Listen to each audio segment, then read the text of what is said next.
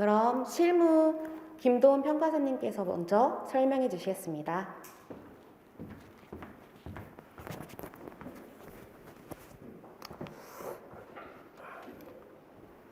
예, 다시 한번 소개드리겠습니다. 저는 김도훈 평가사라고 하고요. 기수로는 26기고요. 지금은 이제 천안에서 감정평가사 개인 사무소를 하고 있습니다.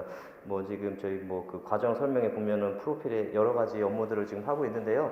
협회에서도 지금 이제 업무들을 좀 보고 있고, 그다음에 대학에서도 강의를 하고 있고, 각종 좀 위원회 활동이나 연구 활동도 좀 활발히 좀 하고 있었습니다. 지금 이제 저희 한림학원은 저한테도 많이 좀 애착이 있는 학원인데요.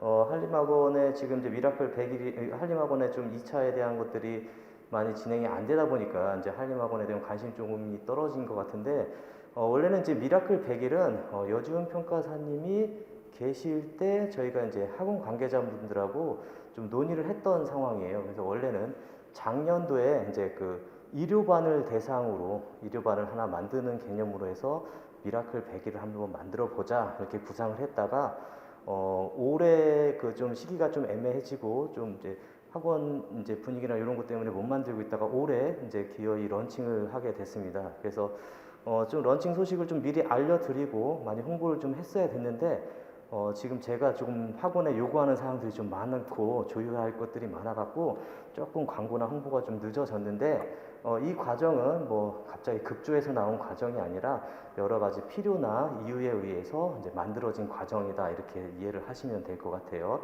자, 우선적으로 저도 자료를 좀 보면서 말씀드리겠습니다. 지금 기존에도 많은 학원들이 있고 기존에도 많은 시스템들이 잘 돌아가고 있는데 왜 굳이 미라클 100일이라는 과정이 만들어졌나 이제 이걸 좀 사전 설명을 드려야 될 것 같아요.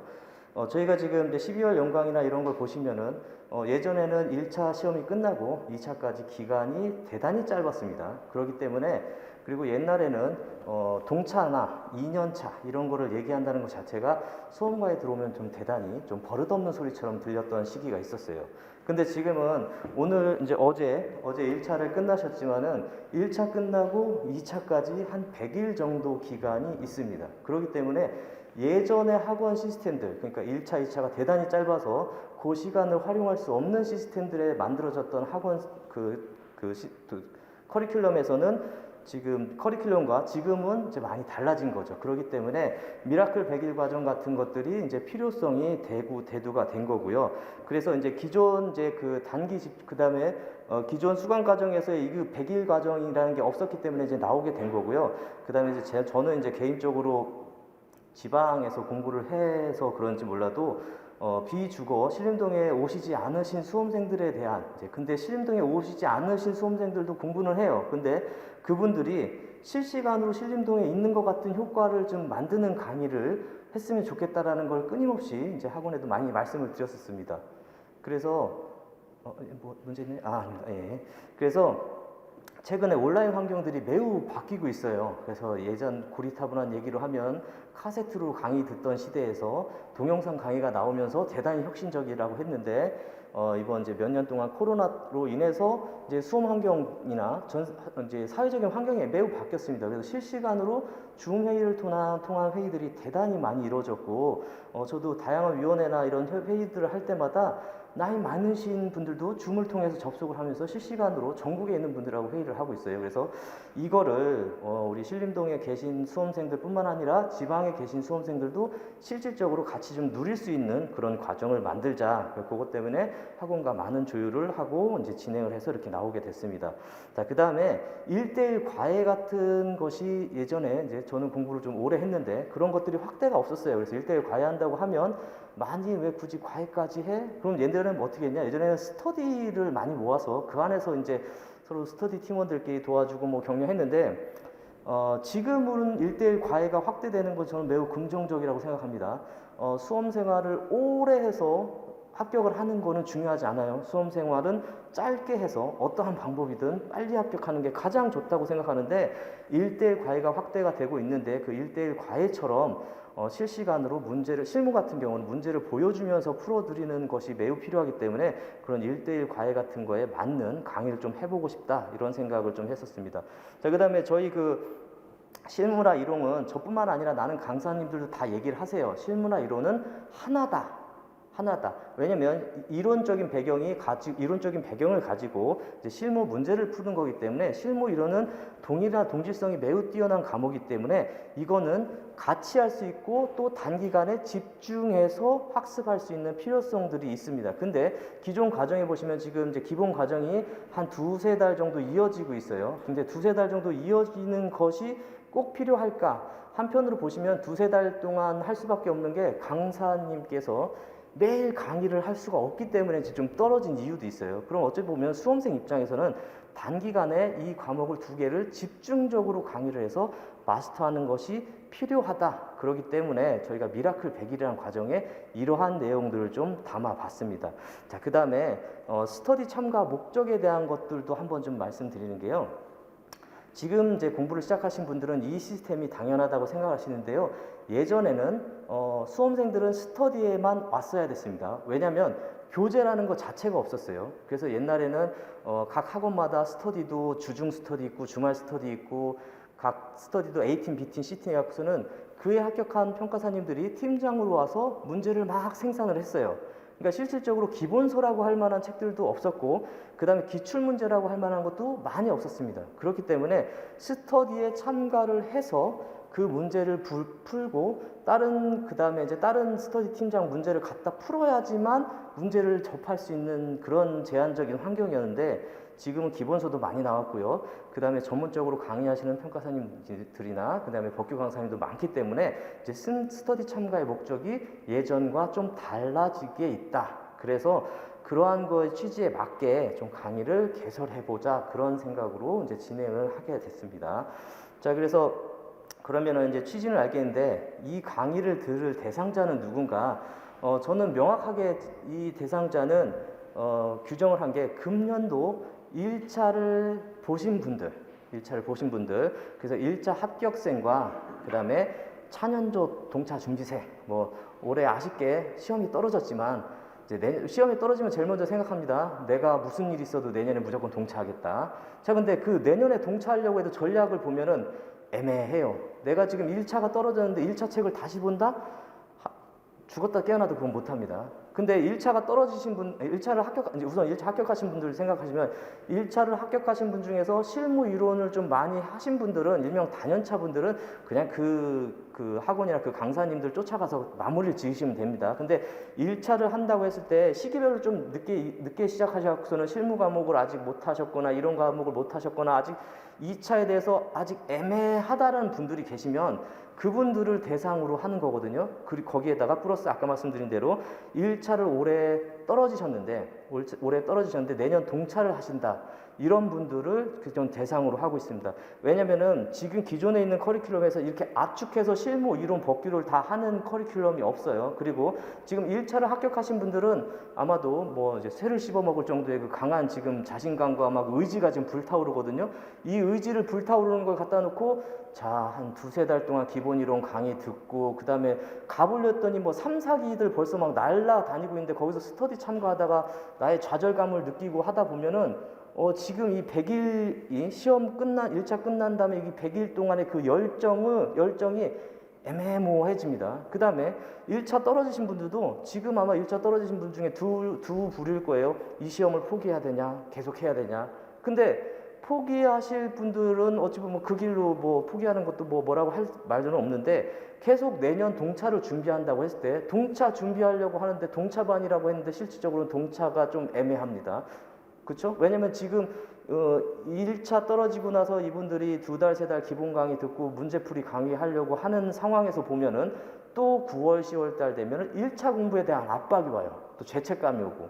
그렇기 때문에 이걸 쭉 늘어서 할 게 아니라 압축해서 지금 1차 합격하신 분들이 올해 2차 시험장 가는 그 준비 기간 동안 본인도 나는 비록 올해 1차를 떨어졌지만 이 기간 동안 나도 내년 동차를 위해서 똑같이 하겠다라는 그런 분들을 지금 대상으로 하고 있습니다. 그래서 단연차거나 많이 지금 스터디 기존 팀장님들한테 하셨던 분들이 대상이 아니니까요. 그래서 그렇게 이해를 하시고 이제 접수를 해주시면 좋을 것 같습니다. 자, 그다음에 세 번째 저희 강의 특징에서 보면은 저희가 실무 이론 두 과목을 기본 이론부터 문제 풀이, 스터디까지 다 통합해서 하려고 합니다. 자, 이게 왜 그러냐면요. 저희가 수험생 중에 스터디 공부 따로, 본인 공부 따로, 학원 공부 따로 하는 사람이 있어요. 되게 비효율적이에요. 실질적으로는 그리고 스터디 가서 점수를 얻으려는 스터디 점수 잘 나온다고 합격시켜주는 거 절대 아니거든요. 그래서 공부가 막 다원화되는 식으로 해서 본인 열정은 열정대로 쏟아내는데 기간이 지나고 나면 별로 남는 게 없는 부분들이 있거든요. 그래서 지금 기본 이론과 문제풀이 스터디를 하나로 계속 진행을 하자 이런 취지로 구성을 했습니다. 그 다음에 100일간 실무 이론을 전략 과목으로 완성을 하려는 게 저희 목표입니다. 그러면은 궁금해 하실 것 같아요. 왜 법규는요? 법규는 왜 빠졌어요? 이렇게 얘기를 하실 것 같아요. 자, 실무 이론 법규를 100일 안에 마스터한다? 이거는 공부를 해보신 분들은 알겠지만 좀 불가능한 상황입니다. 그래서 불가능한 걸 갖다가 저도 이제 같이 합격하시면 업계에 나와서 같이 얼굴을 볼 사람인데 그거는 불가능한 전략인 거고요. 그러면은 실무 이론만은 지금 해놓고 그럼 미라클이라고 했는데 올해 법규는 완전히 포기하냐? 또 그거는 또 아닙니다. 왜냐면은 실무 이론은 단기간에 집중을 쫙 해놓는다고 했을 때 지금 이제 4월, 내일부터 시작되는데 4월, 5월 두 달 동안 단기간에 집중을 하고요. 만약 이제 학원이나 이쪽에서 좀 이제 법규 팀장님이 지금 이제 섭외를 하고 계신데 혹시라도 법규 팀장님이 들어오시거나 아니면 다른 외부 특강 개념으로 마지막 한 달 동안 주요 논점을 대해서 찍어서 준비하신다면 진짜 미라클 100일도 이루어질 수 있다라고 생각을 하거든요. 실제로도 저 공부할 때도 1차 끝나고 나서 공부를 좀 좋아하지 않았던 친구가 있는데 단연차한테 올해 법규 나올 거를 좀 찍어달라고 했어요. 그래서 열심히 그 친구가 찍어줬고 이 친구는 그 찍은 것만 달달달 외웠습니다. 근데 실제 시험을 딱 점수를 열어봤더니 이 가르쳐준 사람보다 문제를 찍어서 달달달 외웠던 친구가 법규 점수가 더 높은 이상한 상황이 나왔었어요. 그래서 아차하면 붙었을 거나 우리끼리 그렇게 얘기할 정도로 법규는 물론 체계적으로 잡아서 쭉 해서 완성해야 되는데 그 시간이 좀 오래 걸립니다. 그래서 100일 동안 법규까지 완성한다는 거는 대단히 무리가 있고 대신 실무와 이론은 하나로 움직이기 때문에 완성시킬 수가 있습니다. 그러면 완성시켰냐? 완성시킨 결과물인 저희 제가 가르쳤던 친구들을 대동해서 나올 수는 없는데 지금 저 개인적인 경험을 말씀드리면 아마 1차를 떨어지신 분들 마음을 제가 100% 이해할 것 같아요. 1차를 떨어지고 나는데 너무 억울한 거예요. 근데 나머지 친구들이 2차 스터디를 간다, 2차 공부한다 막 이러고 있는 상황이라서 너무 하고 나서 그때 그냥 2차 책만 죽어라. 1차 끝날 때까지 그럼 그때는 한 2달 조금 안 되시겠는데 계속 반복했습니다. 근데 그 실력이 제가 공부를 좀 오래 했지만 그 실력이 끝까지 갑니다. 왜냐면은 실무는 문제 분석하는 능력만 있으면은 어떤 문제가 나와도 계속 그 틀에 가요. 근데 법규는 계속 까먹기 때문에 법규는 계속 꾸준히 공부를 해줘야 되고 실무는 한번 실력을 쌓아놓으면 계속 유지되는 게 이 과목이기 때문에 열정이 가장 높은 지금 100일 동안의 실무를 마스터해 놓는 것이 가장 중요하기 때문에 이렇게 실무 이론만 2개를 지금 매칭을 해놨습니다. 그 다음에 저희가 지금 이제 이 런칭 과정이나 이런 것들에 대해서 지금 저 혼자만 할 수 있는 게 아니라 학원과의 교류, 그 다음에 이제 같이 하실 이론 팀장님과의 교류, 그 이론 팀장이 같이 협업하는 것들을 매칭하기 때문에 하려고 조금 시간이 좀 걸리는 바람으로 이게 광고가 좀 늦게 나가는데요. 어쨌든 지금 이론 팀장님은 제가 간신히 섭외를 해서 이분도 이론 고수시거든요. 그래서 이론을 같이 실무와 이론을 같이 저희가 100일 동안 협업을 하려고 합니다. 왜냐하면 실무에서 할 내용이 있고 이론에서 할 내용이 있는데 2개 중첩적인 내용이 있어요. 그러면 한쪽에서 몰아서 좀 하면 돼요. 그렇기 때문에 좀 더 컴팩트하게 강의가 진행될 수가 있겠죠. 자, 그 다음에 매일 300점 문제 풀이를 진행하려고 합니다. 자, 근데 이게 좀 저희 이 브로셔에 나간 설명에서는 스텝 2 4월 25일부터 300점이 나간다고 했는데 그거는 제가 여러분들과 계속 피드백을 하면서 만나려고 합니다. 왜냐면 300점을 줘도 폭탄이 되면은 안 되기 때문에. 근데 대신 스텝 3부터는 5월 9일부터는 300점이 쭉 나가게 해드리려고 하는 거예요. 자, 그러면 300점에 대한 오해가 있으실 수 있을 것 같아요. 300점을 다양한 문제를 다 풀어봐야 되냐? 절대 그러면 골로 갑니다. 기본적으로 제가 지금 올해 미라클 100일에서 추구하는 거는 대단한 고득점을 만든다고 하면 제가 사기꾼입니다. 그거는 못하고요. 40점을 넘고 꽈락을 넘고 45점 정도의 안정적인 점수를 여러분들이 맞게 해드리는 게 제일 큰 타겟입니다. 그렇고 나서 그 정도 만들고 나면 그러면 왜 평가사님 그 이상 점수는요 노력해도 별로 물음표예요. 실질적으로 정말 실무만 죽어라 하신 분이나 저처럼 실무를 초반기에 확 올려놓고 저는 수험생 기간 내내 실무는 거의 안 했습니다. 거의 안 한 저나 시험장 가보면은 별반 차이가 없어요. 왜냐면은 저는 제가 목표한 그 점수가 딱 44점이거든요. 그럼 그거만큼만 했는데 거의 그거만큼만 나왔어요. 그게 제가 한두 해라고 하면 좀 이걸 뭐 데이터하기 좀 애매했지만 참 많이 오래 들어갔습니다. 그래서 연차수를 물어보시는, 제가 이제 수험가를 떠나서 연차수를 물어보시는 분이 없겠지만은 연차수를 물어보신다고 하면 저희처럼 아주 오래된 단연차들은 이런 얘기 합니다. 앞자리요? 뒷자리요? 이렇게 물어봐요. 아시겠죠? 그러니까 대충 한 자릿수이신 분들은 얘기를 안 하시는 게 좋을 것 같아요. 그래서 오래 했다는 게 자랑이 아니고요. 그 경험이 많이 있기 때문에 여러분들한테 5만 가지 얘기를 해드릴 수 있다는 그거를 말씀드리는 거예요. 아시겠죠? 저처럼 안 되게 하기 위한 방법이었습니다. 제가 당도라 했는데 공부를 처음 시작했을 때 저희 팀, 제가 학원 팀장, 옛날에 팀장하고 유대가 대단히 높았어요. 그래서 토요일날 스터디 끝나고 팀장하고 같이 술 마시고 막 그랬었어요. 옛날에. 아주 10년 전 얘기입니다. 그때 팀장님한테 딱 얘기했어요. 어떻게 하면 합격은 모르겠고 어떻게 하면 불합격합니까? 했더니 팀장이 얼굴이 확 빨개지면서 나처럼 하면 안 되는데 하면서 뭐 그분한테 그게 상처였나 봐요. 근데 저는 거꾸로 말씀드릴게요. 저처럼 하면 안 되는 방법들을 열심히 설명드릴게요. 그게 합격의 방법일 수 있으니까요. 자, 그래서 어쨌든 제가 무슨 얘기했다. 300점은 그 유형별로 저희가 아까 말씀드린 대로 40점 꽈락 넘기고 안정적인 꽈락을 넘기고 45점 정도 맞출 수 있는 그 점수를 만들기 위한 기술이기 때문에 그거는 단순히 문제풀이뿐만 아니라 이제 뒤에서도 말씀드린 시험장 관리까지 같이 들어갑니다. 그래서 그건 뒤에서 설명드릴게요. 그래서 300점은 다양한 문제가 아니라 반복적이고 나올 문제를 계속 제가 제공해 드리려고 하는 거고요. 자, 그 다음에 이게 요새 계속 여러분들이 공부만 하시다가 좋아하지만 요새 구독경제라는 얘기들이 참 많이 나옵니다. 왜냐면은 이제 사람들이 너무 복잡해진 거가 싫어진 거예요. 본인들이 이 1대1 과외도 그런 흐름이에요. 옛날에는 막 학구열에 뛰어나서 내가 모든 걸 다 파야겠다 했는데 지금은 딱 필요한 것만 알려주는 사람들이 필요하고 그 시장이 형성되니까 1대1 과외가 많이 이루어지는 거예요. 그건 그냥 시대적 흐름이라고 생각합니다.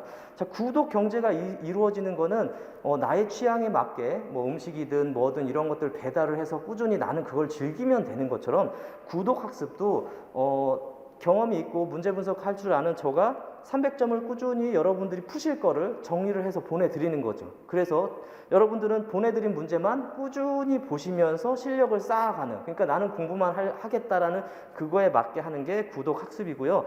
그래서 지금 저는 이제 지방에서 공부를 하고 신림동 왔다 갔다 했기 때문에 아까 이제 서두에도 과정 개설에서 온라인 상황이 많이 좋아졌다는 것도 연관된 것처럼 온라인으로 지방에 계신, 서울에 있다고 해도 신림동까지 오는 게 저 뒤에서 오시는 분이나 천안에서 제가 기차 타고 오는 거나 똑같은 시간도 걸려요. 그렇기 때문에 굳이 신림동에 계시지 않다고 하더라도 신림동에서의 효과를 동일하게 하기 위해서는 이 구독 학습을 통해서 그 300점 문제나 이런 것들도 이제 배송을 해드려서 그거를 풀어보시고 진행하는 그런 거를 좀 실현하려고 합니다.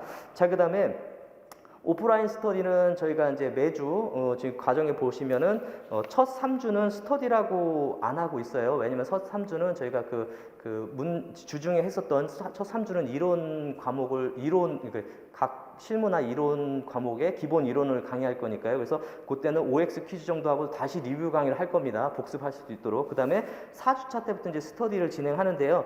그때는 이제 오프라인으로 스터디하는 그런 기존하고 똑같이 생각을 하시면 됩니다. 근데 대신 제가 학원 분들한테도 많이 말씀을 드리고 해서 이제 이 세팅을 해주셔서 온라인으로도 실시간으로 스터디를 참여하게 해드리려고 합니다. 그래서 요새 줌 환경이 좋기 때문에 이게 스터디가 뭐 그냥 스터디 문제만 풀면 되지 않아요? 그거를 조금 고민해 보셔야 될 게, 여기서 문제 내신 분들이 출제위원이고 이분들 문제만 무조건 나온다고 하면은 그냥 복사집에서 문제 갖다가 푸시면 됩니다. 자, 근데 그게 아니에요. 스터디를 하는 이유는 제가 그 스터디 참가 목적도 지금 같이 설명드려야 될 것 같은데, 스터디는 여러분들이 시험장 적응하기 위한 거예요. 시험장 적응.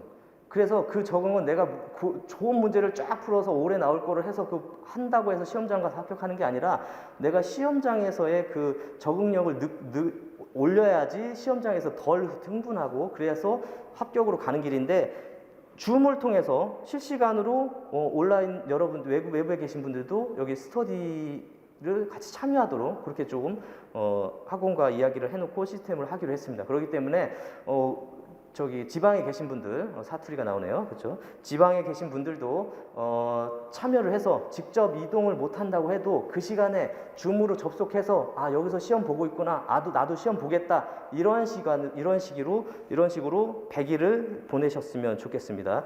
자, 그다음에 상담도 이제 저희가 이제 이런 팀장님하고 얘기한 게 오프라인 상담은 끝나고 나서 하는 건 기존대로 하고요. 그다음에 줌 통한 온라인 개별 상담도 하려고 합니다. 자, 가끔 보면은 이제 좀 소극적이신 분들은 이제 막 사람들 있는 데서 자기 얘기하기 좀 불편해요. 그다음에 줌으로 하겠다는 게 제가 전화로도 상담해 드렸는데요. 모르겠습니다. 다른 과목 모르겠는데 실무는 그분이 푸신 문제, 그분이 푸신 답안지 이걸 보고 설명해 드려야 돼요. 제가 보고선 관상 봐드리는 게 아니잖아요. 그렇기 때문에 직접 본인 문제나 이런 걸 놓고 논의를 해야 되는 거기 때문에 줌을 통해서 개별 상담을 해드리려고 합니다. 그래서 요거는 학원에 접수를 하시면 저희가 뭐 항상 이걸 하려고 기다리는 건 아니기 때문에 그건 일정은 추후에 다시 말씀을 드리도록 하겠습니다. 자, 그 다음에 팀장의 시험 관리를 통한 실제 시험장 적응 능력 향상을 좀 디테일하게 설명을 드릴게요. 아까 저희가 그 개설 취지에서도 스터디 참가 목적 이해를 아까 설명드린 게 옛날에는 팀장들이 낸 문제를 구하기 위해서 스터디 참가를 해야 됐는데 그래서 게시 12월 연강에 있습니다. 스터디를 꼭 참여해야 되냐고 안 해도 되냐고 뭐 이런 거 있어요. 거기에 물음표 반을 체크해 드리고 싶어요. 자, 1번 문제를 풀기 위해서 문제를 접하기 위해서 스터디 참여해야 된다. 이거는 아니라고 생각합니다. 왜냐면 그냥 복사하든 구할 수가 있으니까요. 요새는 강평도 온라인으로 하니까요. 근데 대신 스터디에 오는 거는 시험장 분위기를 느끼게 하는 거예요.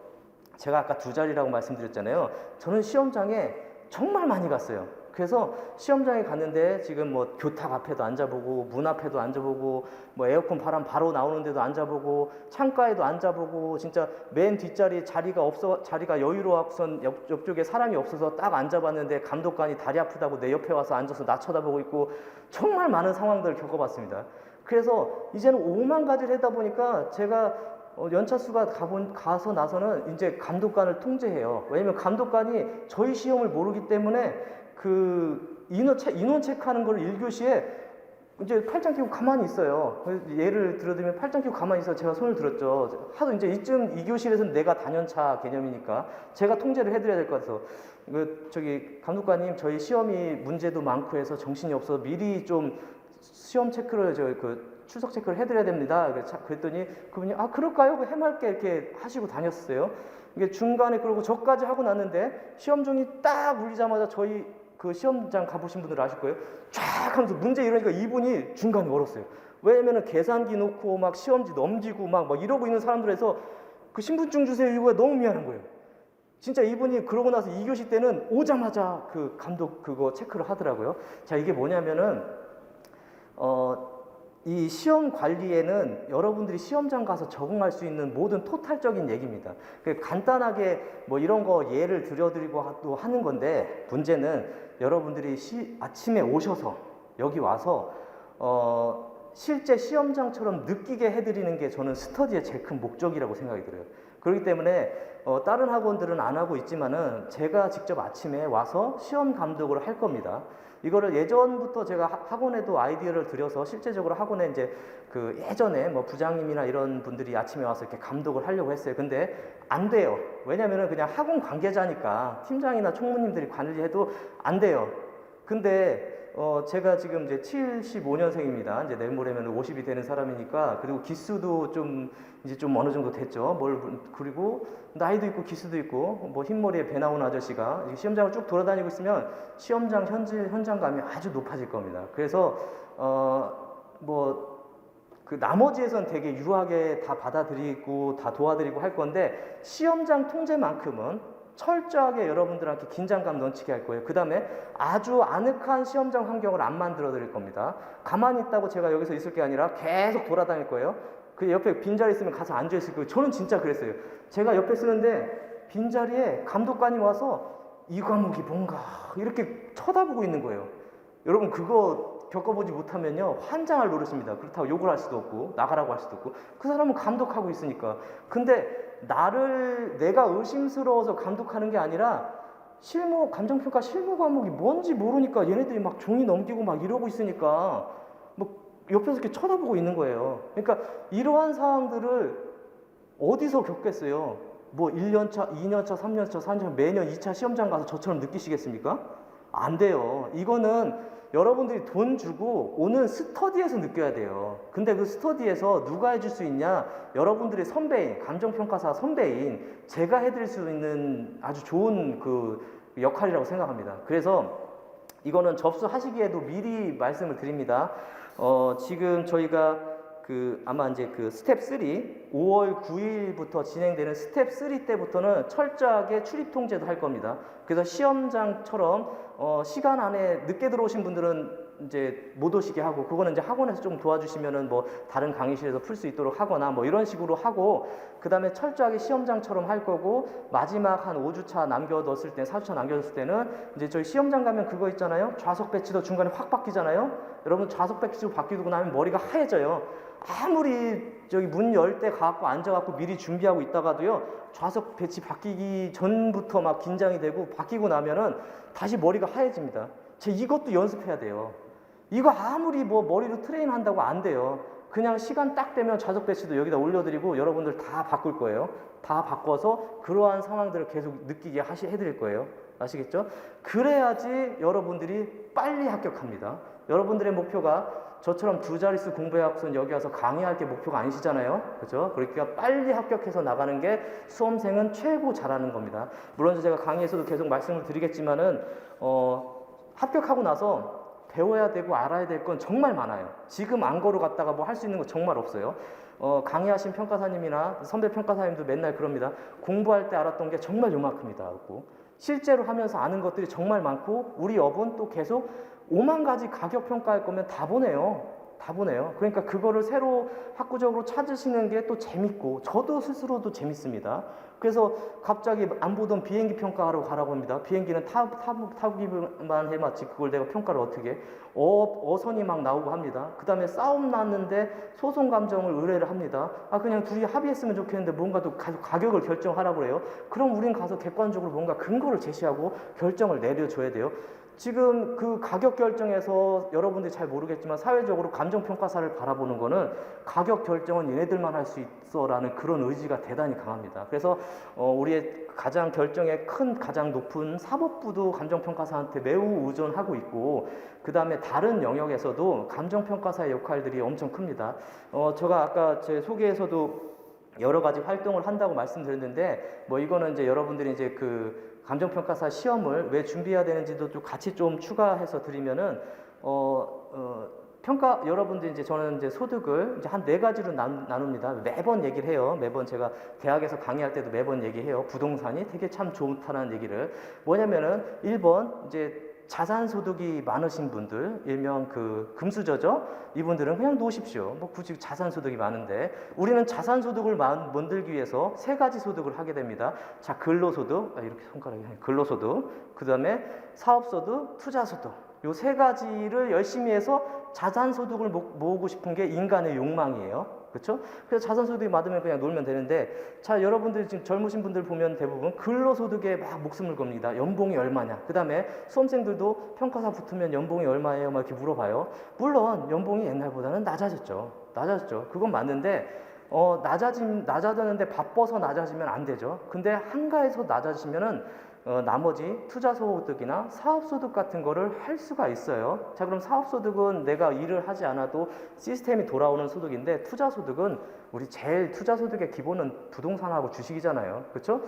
부동산도 투자 소득으로 하면 연봉이나 이거보다 참 높습니다. 그렇죠? 그런 거는 제가 수업 시간에 또 말씀드리겠지만 어쨌든 평가사가 사회적으로 본인 개인적으로 부를 축적하고 도움을 받는데 아직 뭐 시들지 않고 앞으로도 그 다음에 할 일이 정말 많은 부분들도 있고요. 그 다음에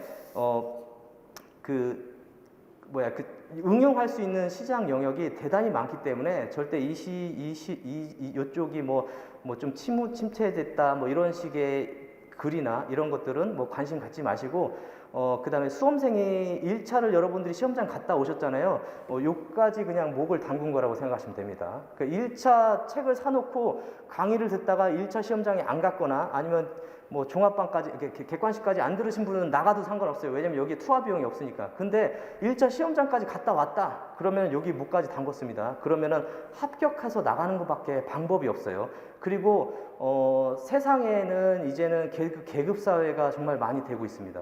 그냥 직장인일 건가 아니면은 전문직일 건가 아니면 진짜 자산가일 건가. 근데 직장인을 아무리 돌아봐도 직장인에서 자산가가 되는 거는 진짜 하늘의 별 따기보다 더 힘든 상황이에요. 근데 전문가에서 자산가가 되는 거는 그나마 조금 더 수월한 단계입니다. 그렇기 때문에 여러분들이 이 시험을 준비해서 전문가 단계, 중간 정도 단계까지 오면 그 위로 올라갈 수 있는 길은 참 많다고 생각이 됩니다. 자, 그 다음에 제가 얘기가 길어졌습니다. 제가 MBTI 성향으로 따지면 ENFJ라고 하더라고요. ENFJ 단점은 말이 많다. 단점은 시끄럽다. 뭐 ENFJ한테 전화했을 때는 수다 떨고 있다 이런 얘기를 하더라고요. 근데 제가 시간을 보면서 얘기하는데 계속 수다가 길어지고 있습니다. 자, 어쨌든 바가리 평가사님이 지금 기다리고 계셔가지고 빨리 해야 되는데, 자, 실무 과목의 특징하고 이제 어차피 나머지는 다 겹쳐요. 말씀드릴게요. 실무 과목이 아마도 합격의 중요한 과목이라는 거는 여러분들이 이해를 하실 거예요. 모든 분이 다 얘기하실 거예요. 자, 1차에 합격의 당락, 1차에 그런 과목이 뭐가 있을까요? 회계 과목이 있어요. 회계를 고득점을 한다는 수험 방법은 틀렸습니다. 그쵸? 근데 회계를 꽈락을 못 넘기면 계속 넘어져요. 실무가 똑같은 과목입니다. 근데 조금 다른 특징이 뭐냐면요. 1차 때 회계는 1교시 때 바로 있나요? 1교시 때는 어쨌든 믹스가 되니까 2교시 때 이거 본인 취향이잖아요. 근데 2차는 실무가 제일 먼저예요. 제가 아마 이론, 법규, 실무 이렇게 있다고 하면은 실무가 합격의 가장 중요한 과목이라고 안 할 수 있을 것 같아요. 자, 왜냐면은 아까 제가 시험장 얘기도 막 드렸는데 시험장 가보면은 감독관하고 기싸움을 1교시에 합니다. 가보신 분들은 알겠지만 감독관은 뭔가 이 수험생들을 내가 통제를 하고 싶은 마음에 기싸움을 하게 됩니다. 그래서 막 좀 어수선하고 뭐 책상 들치기도 하시는 분도 계시고 막 좀 강하게 나가시는 분도 계세요. 그런 상황에서 만약 이론 시험이 1교시라고 하면 그러든 말든 이론은 그냥 이렇게 한 장 나오죠. 한 장 나오고 내가 편안한 마음에 씁니다. 반성문이 아니더라도 쓰다 보면 되게 논리적이에요. 왜냐하면 경제학도 1차에서 배웠고 부동산학도 배웠기 때문에 그냥 막 써요. 마음이 편안해져요. 그 다음에 법규도 어느 정도 외운 거고 쓰는 거니까 써요. 실무도 아마 3교시 쓰면은 점심 먹고 나서 올해 합격한 것 같은데 그리고 차분한 마음에 볼 수 있어요. 자, 실무를 차분한 마음에 볼 수 있냐 없냐는 시험 시간에 20분이 있냐 없냐의 차이입니다. 자, 근데 실무가 1교시에 들어가면 아까 말씀드린 대로 감독관하고 기싸움도 하고 있고 자리도 내가 7시부터 와서 막 정리하고 외우고 막 다시 풀어보고 하고 있었는데 자리 바꾸고 나면 뭐 했지 하고 리셋되고 정신이 없어요. 그러다가 이 시험장 연습이 안 되면 시험장에서 실무 시간에 20분 날아가는 거예요, 여러분. 눈 깜빡할 사이입니다. 눈 깜빡할 사이. 그런 경험들을 많이 쌓으시라고 제가 말씀 못 드리죠. 그렇죠. 그렇기 때문에 이 합격의 중요한 과목이기 때문에 이게 토탈적으로 과정이나 문제나 이런 것들에 대한 중요도 있고 그 다음에 시험장 관리나 이런 것도 토탈 필요하다. 실무 과목에서는 그런 걸 말씀드리고요. 아까 이제 위에서 말씀드린 거랑 다 유사합니다. 단기적으로 집중적으로 해도 잃어버리지가 않아요. 왜냐면은 지금 실무 특징의 문제 분석이라고 말씀드렸잖아요. 문제 분석은 나의 시선이 문제별로 어디에 가면 돼요. 그냥 구슬이 있는 걸 갖다가 끼워주면 되는 거거든요. 거기서 암기해서 해야 될 사항들은 뭐 보상이나 이쪽에서는 암기해서 적용할 공식이 있는 건데 이론이나 법규는 암기가 안 되면 그냥 반성문 쓰고 오는 건데 실무는 어쨌든 그 구술이 있어졌으니까 꿰서 가격이 간단 말이에요. 그래서 초반에 이 구술 깨고 문서 분석하는 스킬을 알고 나면 여러분들한테 2년차, 3년차 가는 거는 말씀 안 드리겠는데 어쨌든 한 번 만들어 놓고 나면 실력이 줄지가 않습니다. 그렇기 때문에 단기에 집중적으로 해놓으면 사라지지 않는 그 노하우가 생긴다 말씀드리고 싶고요. 그 다음에 문제 분석이 핵심입니다. 이론을 난 10회독 했는데 10회독 했다 전혀 필요 없습니다. 기본 강의를 10회독 했다 전혀 필요 없어요. 문제 분석을 못하면요 아무리 공시지가법은 표준지를 뭐 선정한다 표준지를 선정을 못하는데요. 그렇기 때문에 문제 분석을 해야 되는데 그리고 또 문제가 좀 그게 있어요. 앞에서 친절하게 쭉 나오는 게 아니라 저희가 막 여러 페이지가 지나가잖아요. 옛날에 진짜 손가락 껴놓고 막 이렇게 돌리면서 뭐 문제를 풀기도 했습니다. 그래서 그런 거기 때문에 문제 분석이 매우 중요하기 때문에 제가 화면을 띄워드리고 실제 풀어드리는 거를 같이 하려는 게 이 실무감이 필요하고요. 저도 그런 거를 좀 만들려고 합니다. 아시겠죠? 그래서 아마도 저 지금 한림학원에 제 예전 강의들이 좀 있어요. 그걸 보면은 이제 문제를 보여드리고 막 이렇게 표시를 해놨는데 그 이제 어플이 아니라 그 프로그램들이 옛날에 조금 버벅거리는 게 있었습니다. 엑스오디오도 쓰고 뭐 PDF 그것도 쓰고 했는데 요새 엣지에다가 PDF를 올리니까 너무 부드럽게 잘 나가더라고요. 그래서 요번에는 엣지 프로그램에다가 여러분들의 이제 그 문제의 시선, 왜냐면은 문제 분석할 때 어디를 보고 그러니까 앞에서부터 쭉 보는 게 아니에요. 저희는 왔다 갔다 봐야 되거든요. 문제 분석은. 그래서 그거가 필요한 과목인데 그 미라클 실무에서 그거를 해드리겠다. 그 다음에 시험장 적응은 계속 반복된 얘기라서 그렇게 말씀을 드리겠습니다.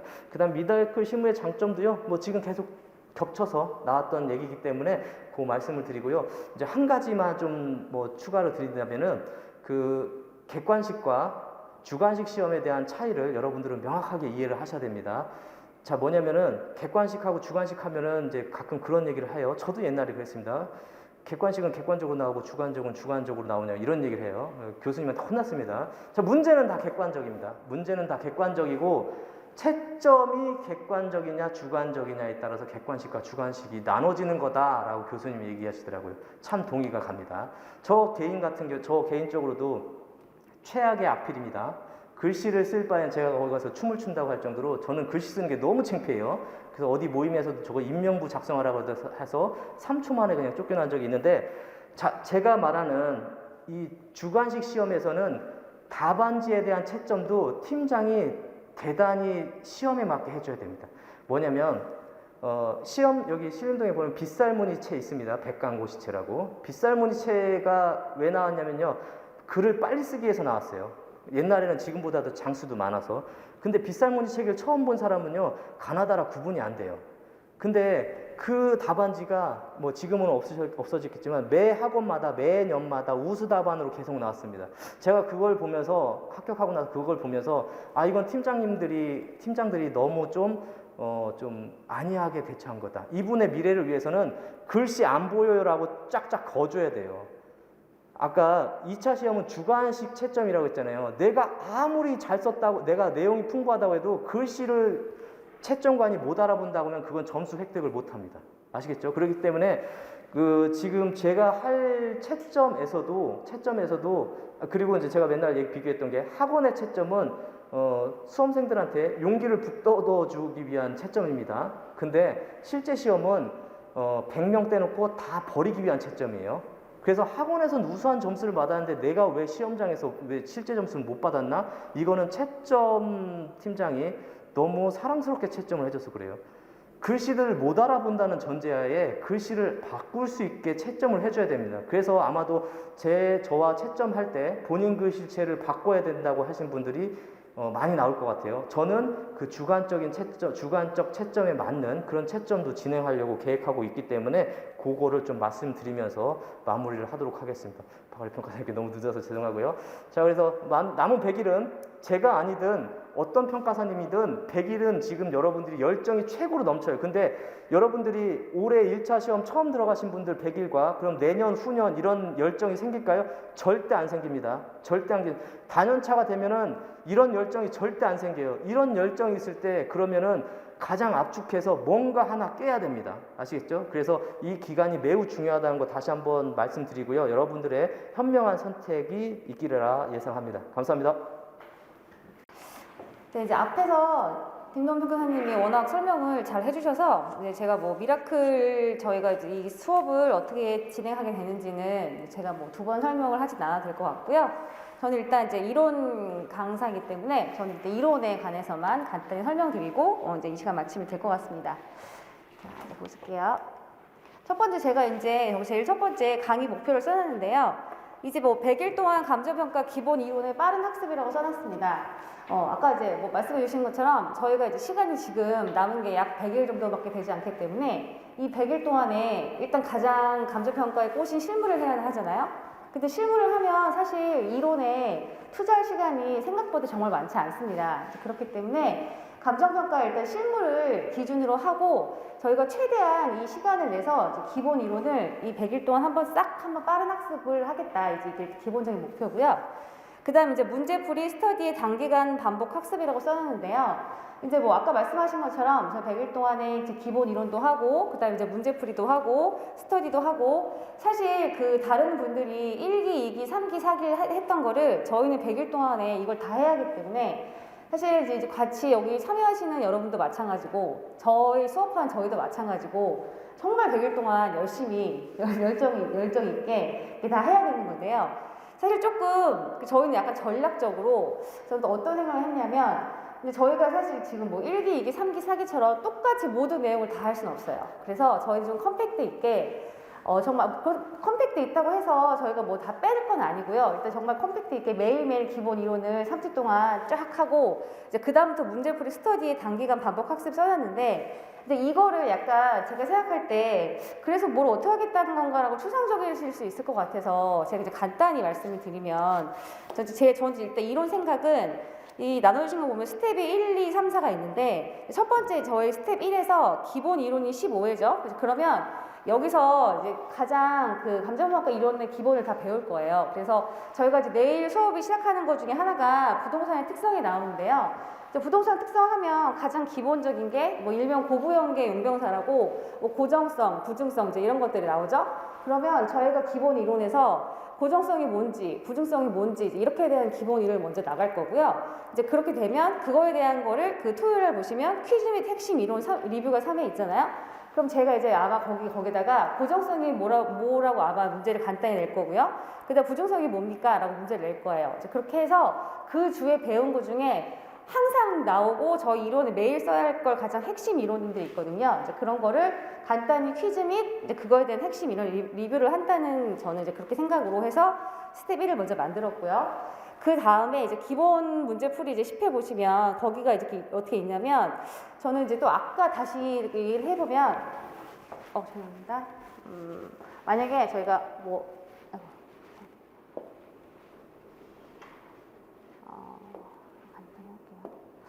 만약에 고정성을 하죠. 그러면 이 고정성을 가지고 첫 번째 이제 배운 거를 이제 두 번째 가면 그래서 이 고정성이 예를 들어서 부동산 시장에 미치는 영향은 뭔데? 라고 아마 나가겠죠? 그러면 저희 앞에서 고정성 먼저 하나 배웠을 테고 부동산 시장을 배웠을 거예요. 그러면 이 두 번째에서 고정성이 부동산 시장에 미치는 영향이 뭐지? 라고 아마 그런 식으로 점점 더 체계가 될 거고요. 그 다음에 이제 스텝 3, 4 보시면 진도별 문제풀이, 그 다음에 전범위 실전 문제풀이가 있어요. 이제 보시면 저는 이제 만약에 똑같은 파트를 가지고 거기서는 그러면 이런 게 내용이 기출문제에서는 어떻게 나왔는데 그래서 우리가 어떻게 써야 하는데 이런 식으로 점점 스텝이 돼서 이 내용이 점점 더 아마 좀 반복되고 좀 더 구체화되고 체계화되는 식으로 저희가 이제 그렇게 나가려고 생각을 하거든요. 그래서 이론은 이제 이렇게 보시면 제가 얘기한 뭐 기본 이론을 빠른 하고 문제풀이하고 스터디 단기간 반복 학습이라는 게 하나의 팩트를 했으면 이걸 정확히 기본적으로 공부를 해서 이걸 가지고 계속 반복해서 점점 내용을 구체적으로 할 수 있다. 이렇게 생각하기 때문에 100일 동안에 내가 이런 식으로 간단히 이제 공부를 하게 되는구나라는 어느 정도 기본적인 체계를 머릿속에 생각하시면 될 것 같습니다. 그 다음에 이제 제가 또 여기 뭐로 썼냐면 2022년 33회 감정평가 이론 시험의 효율적 대비라고 썼어요. 근데 이거는 사실 아까 뭐 김도훈 평가사님 말씀해 주신 것처럼 100일 시간이 길면 길고 짧으면 짧죠. 그쵸? 근데 어떻게 보면은 그냥 뭐 남들 하는 것처럼 뭐 감정평가 시험이 뭐지? 실무 조금 공부해보고 이론 조금 해보고 그렇게 100일이 그냥 금방 지나갈 수 있는 시간이거든요. 근데 그렇게 시간 보내지 말고 저희는 정말 100일 동안 감정평가 실무랑 이론을 열심히 해서 이번에 33회 시험장 들어가서 그냥 나오는 게 아니고 실무 아까 말씀해 주신 것처럼 점수가 뭐 우리 45점이면 45점 목표 전 이론 강사니까 저도 이제 이론은 절대 꽈락이 나오지 않고 뭐 50점 정도 어느 정도의 기준을 잡아서 나는 시험장 들어가서 실무랑 이론은 그 정도 점수가 나올 수 있게 공부를 하겠다 그런 목표를 가지고 저희가 100일 동안 진행할 예정입니다. 자, 근데 그 다음에 보시면 제가 이제 그 감정평가 이론의 공부 방법론이라고 썼는데요. 첫 번째 이제 보시면 이제 기본 의 암기, 그 다음에 이제 기본 목차 쓰기라고 써놨어요. 근데 이제 이론은 사실 저희가 이제 그 문제가 나오면 이거를 다 이렇게 풀어서 써야 되기 때문에 이때 필요한 기본 의 암기랑 기본 목차 쓰기는 굉장히 중요하거든요. 그러니까 물론 이제 뭐 이게 외워서 쓰는 시험은 아니지만 적어도 어느 정도 기본적인 용어에 대해서 의의는 정확히 아셔야 하고요. 그 다음에 항상 나오는 기본 목차들이 있어요. 이제 이걸 가지고 응용을 하기 때문에 어느 정도의 기본 목차는 내가 내 스스로 어느 정도 갖고 계시면 시험장 가셔가지고 쓰실 때 굉장히 도움이 되고요. 이제 물론 뭐 이론 잘하시는 분들 많으세요. 근데 저희는 지금 시간이 사실 100일밖에 없고요. 그 100일 동안에 어떻게든지 효과를 내야 하기 때문에 사실 그렇게 하려면 저희는 어느 정도 기본 의 암기와 목차 쓰기는 저는 해야 한다고 보고요. 근데 이제 이거에 대해서 뭐 암기를 할 필요가 없고 이해가 우선이다 하는 평가사님도 계시고 또 어떤 평가사님은 아니다. 의의랑 목차를 먼저 암기하고 그 다음에 가는 게 맞다라고 하시는 분들 많이 계시는데 저는 일단 지금 저희는 시간이 딱 100일이라는 시간이 있기 때문에 저는 일단 그래도 기본적으로 뭐를 암기하고 알고 있어야 시험장 가서 뭐라도 쓴다라는 게 있기 때문에 일단 저는 기본 의의 암기와 기본 목차를 썼습니다. 그래서 제가 그 밑에 보시면은 문제 2개가 있는데요. 이제 제가 뭐 나중에 이제 이거 기본 이론 끝나고 나서 답안지 시작할 때 답안지 쓰는 어떤 방법을 그때 알려드릴 거예요. 그때 다시 말씀드리겠지만 저희가 이제 보통 40점, 30점, 20점, 10점이 나오는데요. 맨 마지막 10점은 보시면 생각할 것도 없이 우리가 보통 평소에 많이 배웠던 뭐 기본적인 목차 쓰면 되는 것들이 많이 나와요. 근데 여기서 이 평소에 저런 게 연습이 돼 있지 않으면 앞에 거 40점, 30점, 20점이 굉장히 어려운데 여기서 지금 시간을 지금 소비할 시간이 없거든요. 그러면 기본적으로 그게 돼 있으면 이런 거 같은 경우는 바로 문제 풀 수 있는 경우가 많기 때문에 그래서 앞에 거 의의랑 목차를 해두시면 나중에 4번 할 때 도움이 될 거고요. 그래서 그렇게 간단히 생각하시면 될 것 같습니다. 자, 그 다음에 이제 분량에 따른 배점 형식 연습 썼습니다. 이거 방금 말씀드린 것처럼 저희는 40점, 30점, 20점, 10점이 나오기 때문에 이거를 그냥 막 쓰는 게 아니에요. 나름 이론도 공식처럼 40점이 나오면 거기서 몇 점을 써야 되고 또 뭐 서와 결은도 몇 점 써야 되고 거기서 중간에 내용이 다 있거든요. 그래서 이제 그렇게 분량에 따라서 배점 형식 연습할 거고요. 그 다음에 이제 체계화된 논리의 구성 연습 써놨는데요. 근데 이거는 밑에 이제 질문에 대한 답을 보여주는 답안지에 약간 연관이 되는 건데 이제 저희가 이론 들어가서 이제 시험 문제가 나오면 가장 좀 하시는 게 만약에 예를 들어서 내가 아는 내용이 나오면 교수님이 물어본 그걸 써야 하는데 나는 그게 아니고 내가 아는 게 나와서 그냥 내 식대로 막 써버리는 경우가 많거든요.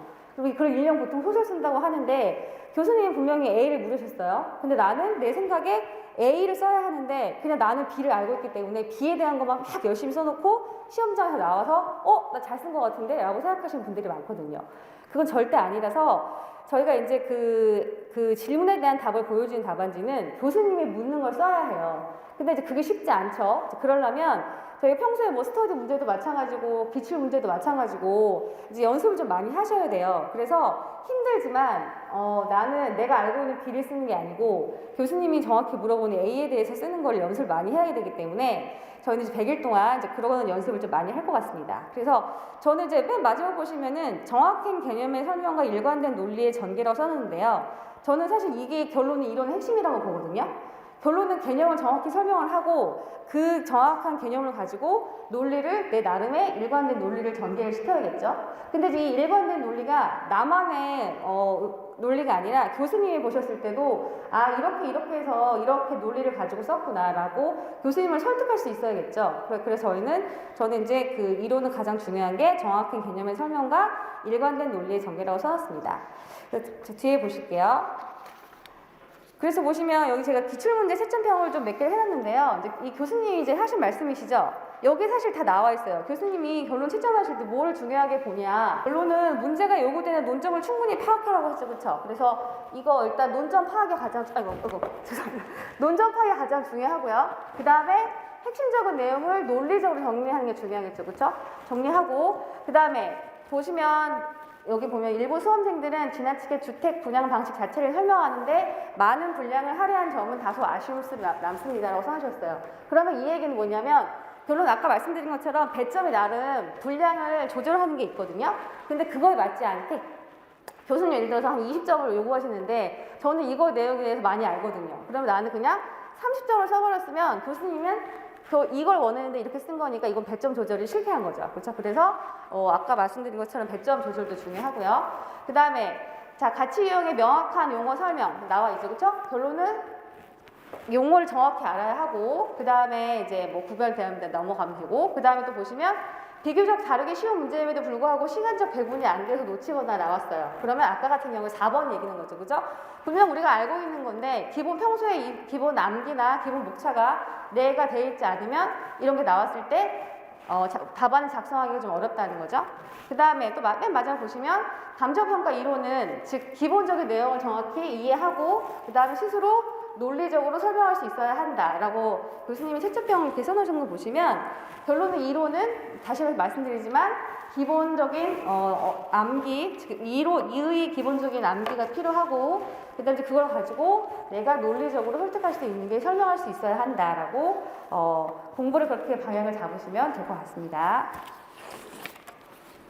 그다음에 제가 맨 마지막은 뭐라고 써놨냐면 이제 실무와 함께하는 이론을 해놨는데요. 그래서 실무와 이론은 하나라는데 뭐가 하나냐라고 생각하시는 분들이 있을 수 있을 것 같아서 지금 제가 여기 해놓은 게 감정평가 이론이 즉 여기 시험장에서 하는 감정평가 이론의 범위거든요. 그래서 제가 지금 색칠한 거 보면은 여기서 감정평가 방식 그 다음에 감정평가의 응용 여기 색칠하는 게 뭐냐면 실무랑 겹치는 부분이에요. 그래서 실무에서 지금 일명 3방식으로 나오죠. 비교 방식, 원가 방식, 수익 방식, 기타 방식 나오고 그 다음에 물건별, 목적별 나오는데요. 이거는 결론 실무랑 반복이 되는 거죠.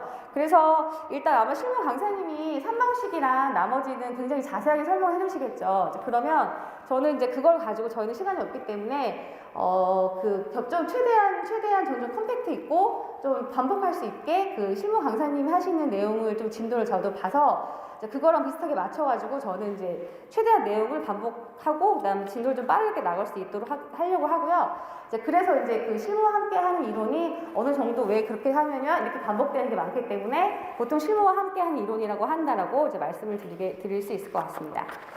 그래서 오늘 이렇게 좀 간단히 설명을 드렸고요. 일단은 뭐 사실 지금 저희가 이제 실무랑 이론을 같이 하는데 약 100일이 남았죠. 근데 그 중에서 가장 꽃은 감정평가 실무일 거고 그렇다고 해서 저희가 감정평가 이론을 놓칠 수가 없죠. 왜냐하면 감정평가 실무와 감정평가 이론은 하나고요. 거기서 이제 숫자로 표현하는 게 감정평가 실무라면 그거를 내 나름의 논리로 표현하는 게 감정평가 이론이거든요. 그래서 이제 100일 동안 감정평가 실무를 기준으로 열심히 공부를 하시고 그 다음에 점점 더 저는 이제 제 이론 강사이기 때문에 아마 처음에는 이론에 대해서 그 배점 할당할 시간이 사실 진짜 별로 없으실 거예요. 없으시겠지만 이게 반복이 돼서 실무가 좀 익숙해지시면 이제 점점 더 이론에 대해서 많이 시간을 투자할 수 있으실 거고요. 또 아까 이게 보시면은 실무와 이론이 겹치는 부분이 많아요. 그래서 보통 실무가 이제 이론이 보통 총론과 강론이라고 하는데 총론은 보통 이론의 파트죠. 근데 강론은 실무랑 겹치는 게 많기 때문에 시간이 많이 없으셔도 실무에서 했던 거를 최대한 많이 끌어서 이론에서 쓸 수 있고요. 그래서 그렇기 때문에 저희는 100일 동안 감정평가 실무만 할 수 있는 게 아니라 감정평가 이론도 이제 같이 할 수 있겠다라고 생각을 해서 저희가 이제 미라클 이론 수업이랑 또 같이 실무랑 같이 묶어서 저희가 이제 이 수업을 진행하게 된 것 같습니다. 그래서 저는 일단 감정평가 실무와 함께하는 이론이 이렇게 해서 마치고요. 더 이제 마무리 주시면 될 것 같습니다.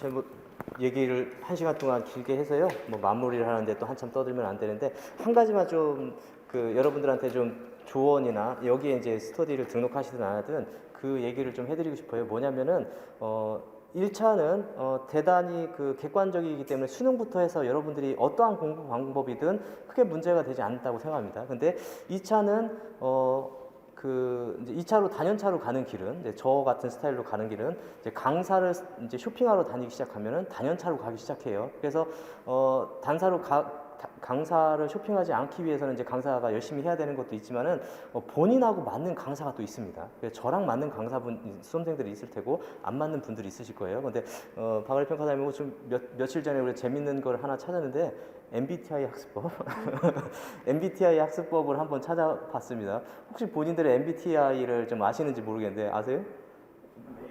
아 그러세요? 그 학습법을 찾아보셨나요? 안 알아보셨어요? 제가 그걸 보고서 너무나 웃겼어요. 왜냐면은 저는 ENFJ인데 ENFJ 학습법이나 단점이나 이런 게 나왔는데 제 수험 생활을 그대로 그냥 거기 설명을 했더라고요. 자, 그래서 아까 말씀드린 대로 지금 이제 2차를 이제 1차 끝나고 이제 본격적인 이제 싸움이 시작됐는데 우선 적을 알고 나를 알고를 떠나서 나부터 알아야 됩니다. 여러분들의 성향이나 이런 것들은 MBTI에서 여러분들 성향 판단하시고 거기에 맞는 학습법을 좀 찾아보시고 그 학습법에 맞는 공간이나 방법이나 이런 거를 채택하셔갖고 빨리 합격하시는데 좀 활용하셨으면 좋겠습니다. 그럼 그렇게 해서 오늘 설명회는 이대로 마치겠습니다. 감사합니다.